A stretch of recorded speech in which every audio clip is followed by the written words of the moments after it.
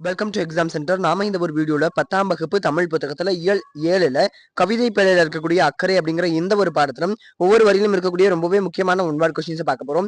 அந்த விஷயங்கள்லாம் பார்க்கறதுக்கு முன்னாடி நீங்க இன்னும் நம்ம சேனலை சப்ஸ்கிரைப் பண்ணல அப்படின்னு சொன்னா உடனே எக்ஸாம் சென்டரை சப்ஸ்கிரைப் பண்ணிட்டு பக்கத்துல இருக்கக்கூடிய பெல் ஐகானை கிளிக் பண்ணிக்கோங்க. அப்பதான் அடுத்தடுத்து நம்ம போடக்கூடிய எல்லா வீடியோஸும் உங்களுக்கு உடனே வந்து சேரும். இப்போ வந்து இந்த ஒரு பாடத்துல ஒன்வார்ட் கொஸ்டின்ஸ் எல்லாம் பார்க்கலாம். பாருங்க, முதல்ல அக்கறை அப்படிங்கிற ஒரு டைட்டிலோட கொடுத்துருக்காங்க. இதை எழுதினவர் நம்மளுக்கு கல்யாஞ்சி அப்படிங்கிறவர் எழுதியிருக்கிறார். இந்த வருடம் இந்த பாடத்தினுடைய ஆசிரியர் கல்யாஞ்சி அப்படிங்கிறவர் எழுதியிருக்கிறாரு.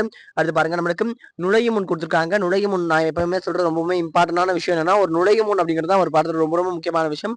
அதே மாதிரி அதை சார்ந்து இருக்கக்கூடிய அதுக்கப்புறமா கடைசியில் இருக்கக்கூடிய இதுல இருக்கக்கூடிய கற்பவை கற்ற பின் அதுக்கப்புறமா நூல்வெளி இது எல்லாமே ரொம்ப முக்கியமான விஷயம். இப்ப நுழையும் முன்ல கொடுத்திருக்கிறத பார்க்கலாம். நுழையும் முன்ல புது கவிதை அன்றாட நிகழ்வுகளில் வாழ்வியலுக்கான பாதைகளை காணுகிறது. புது கவிதை அன்றாட நிகழ்வுகளில் வாழ்வியலுக்கான பாதைகளை காணுகிறது. அன்றாட வாழ்வியலுக்கான பாதையை காணக்கூடியது புது கவிதை அப்படிங்கிறத சொல்றாங்க.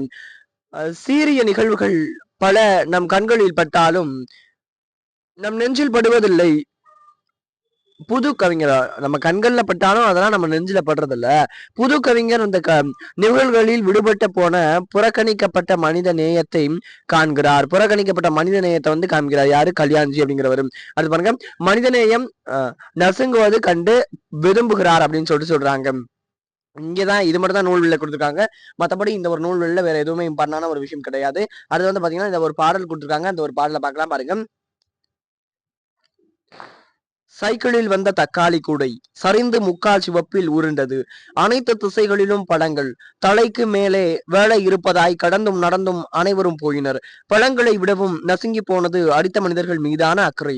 இதை எழுதியவர் கல்யாஞ்சி அப்படிங்கிற இந்த ஒரு பாடலுடைய ஆசிரியர் கல்யாஞ்சி. அவர் தான் இதை எழுதியிருக்கிறாரு. அடுத்து பாருங்க, நூல்வெளி. கல்யாஞ்சியினுடைய இயற்பெயர் கல்யாண சுந்தரம். ரொம்ப ரொம்ப முக்கியமான விஷயம். கல்யாஞ்சி அப்படின்னா யாருன்னா கல்யாண சுந்தரம் அப்படிங்கிறது நல்ல ஞாபகம் வச்சுக்கோங்க. கல்யாஞ்சினா நம்மளுக்கு கல்யாண சுந்தரம் அப்படிங்கிறவர் வண்ணதாசன் என்ற பெயரில் கதை இலக்கியத்திலும் பங்களிப்பு செய்திருக்கிறார். அதாவது வண்ணதாசன் அப்படிங்கிற பெயர்ல கதை அதுக்கப்புறமா இலக்கியத்திலும் பங்களிப்பு செய்துள்ளார். அதுக்கப்புறமா பாருங்களேன், புலரி, முன்பின், ஆதி, அந்நியமற்ற நதி, மணல் உள்ள ஆறு ஆகியவை இவருடைய கவிதைகள் நூல்களுள் சில. இவை தவிர அகமும் புறமும் என்ற கட்டுரை தொகுப்பும் வெளிவந்திருக்கிறது. அதாவது அகமும் புறமும் அப்படிங்கிறது வந்து என்ன நூல்? நம்மளுக்கு ஒரு கட்டுரை தொகுப்பு. அகமும் புறம்னா அது ஒரு கட்டுரை தொகுப்பு அப்படிங்கிறது தெரியணும். அதுக்கப்புறம் வணக்கம், புலரி, முன்பின், ஆதி, அந்நியாயமற்ற அடுத்த நதி, மணல் உள்ள ஆறு, இதெல்லாமே அவருடைய கவிதைகள் அப்படிங்கிறத சொல்றாங்க. வெளிவந்திருக்கிறது இதெல்லாம் அப்படின்னு சொல்றாங்க. பல கடிதங்கள் தொகுக்கப்பட்டு இந்த பல கடிதங்கள்லாம் தொகுக்கப்பட்டு சில இறகுகள் சில பறவைகள் அப்படின்னு சொல்லிட்டு என்ற பெயரில் வெளியானது.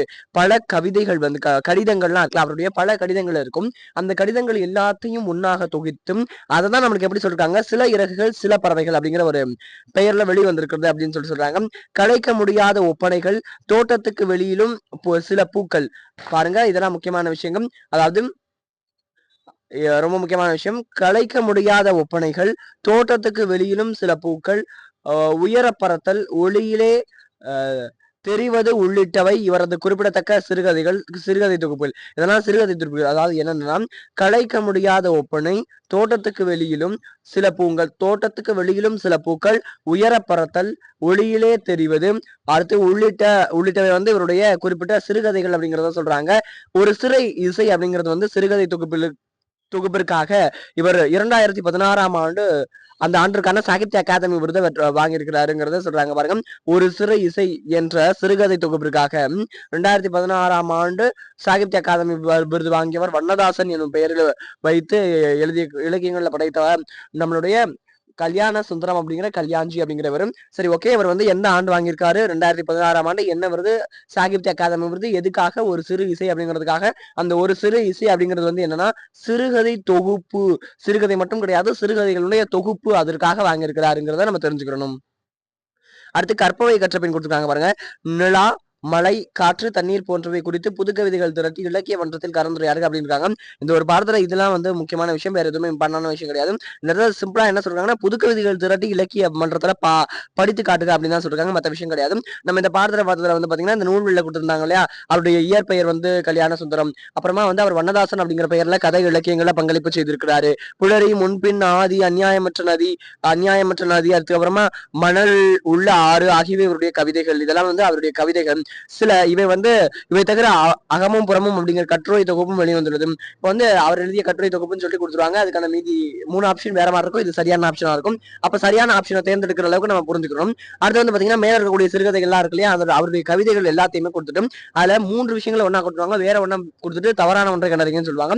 அது 3 வேறு விஷயங்களை கொடுத்துட்டு ஒரு சரியான விஷயத்தை கொடுத்துட்டு அது சரியான கண்டுபிடிங்கன்னு சொல்லுவாங்க. அதுதான் நம்ம கரெக்டா கண்டுபிடிக்க தெரியணும். அடுத்து பாருங்க, பல கடிதங்களை தொகுத்து அதை சில இறகுகள் சில பறவைகள் அப்படிங்கிற பெயர்ல வெளியிட்டிருக்கிறாங்க. சில இறகுகள் சில பறவைகள் அப்படிங்கிறதுல என்ன பண்ணிருக்காங்க, பல கடிதங்களை தொகுத்து வந்து வெளியிட்டிருக்கிறாங்க. கலைக்க முடியாத ஒப்பனைகள், தோட்டத்துக்கு வெளியேயும் சில பூக்கள், உயர பறத்தல், ஒளியிலே தெரிவது உள்ளிட்டவை வந்து இவருடைய குறிப்பிடத்தக்க சிறுகதைகள். இவருடைய சிறுகதைகள் ஏற்கனவே சொன்னதான் 3 ஆப்ஷன் ஒரே மாதிரி கொடுத்துட்டு வேற ஒண்ணு கொடுத்துட்டு கண்டுபிடிங்க அப்படின்னு சொல்லிட்டு சொல்லுவாங்க. அதுல சரியானதையும் கண்டுபிடிக்க சொல்லுவாங்க, தவறானதையும் கண்டுபிடிக்க சொல்லுவாங்க. சரியானதையும் தவறானதையும் கண்டுபிடிக்க தெரியணும். அடுத்து பாருங்க, அடுத்து வந்து பாத்தீங்கன்னா, இவருடைய சிறுகதை தொகுப்புகள் ஒரு சிறு இசை என்ற சிறுகதை தொகுப்பிற்காக இவருக்கு 2016ஆம் ஆண்டுக்கான சாகித்ய அகாதமி விருது பெற்றது. இவர் சாகித்ய அகாதமி விருது வாங்கியிருக்கிறாரு 2016ஆம் ஆண்டு. எதற்காக? சிறு இசைங்கிறதுக்காக. அது வந்து ஒரு சிறுகதை தொகுப்பு அப்படிங்கிறது நம்ம ஞாபகம் வச்சுக்கணும். அப்புறம் வந்து பாத்தீங்கன்னா, இந்த பாடல ஏதோ ஒரு 2 லைனை கொடுத்துருவாங்க. அந்த 2-3 லைன்லயோ அல்லது ஒரு பாடல ஒரு 4-5 லைனை கொடுத்துட்டு இது எந்த பாடல் இடம்பெற்றிருக்கு, அதனுடைய ஆசிரியர் யாரு, இயைபு, மோனை, எதுகை, இந்த மாதிரி ஏதாவது ஒரு சில விஷயங்கள் கேட்பாங்க. அதெல்லாம் கேட்கறாங்க அப்படின்னு சொன்னா அதுக்கான ஆன்சர் எல்லாம் நமக்கு தெரியணும். அந்த அளவுக்கு நம்ம தயார் பண்ணணும் அப்படிங்கிறது ரொம்ப தெளிவா இருங்க. அவ்வளவுதான். அதுக்கப்புறமா வந்து பாத்தீங்கன்னா, இங்க உள்ள புது கவிதை அன்றாட நிகழ்வுகளில் வாழ்வியலுக்கான பாதைகளை காணுகிறது. எது அன்றாட வாழ்வியலுக்கான பாதையை காணுகிறதுனா புது கவிதை. இதெல்லாம் நம்ம புரிஞ்சுக்க வேண்டிய முக்கியமான விஷயங்கள். இப்போ வந்து பாத்தீங்கன்னா, இதோட இந்த ஒரு பாடத்துல கூடிய ஒரு வழியில இருக்கக்கூடிய ரொம்ப முக்கியமான ஒன்னாடு கொஸ்டின் பார்த்தோம். இந்த வீடியோ பிடிச்சிருந்தா லைக் பண்ணுங்க, கமெண்ட் பண்ணுங்க, ஷேர் பண்ணுங்க. மறக்காம எக்ஸாம்ஸ் சேனலுக்கு சப்ஸ்கிரைப் பண்ணுங்க.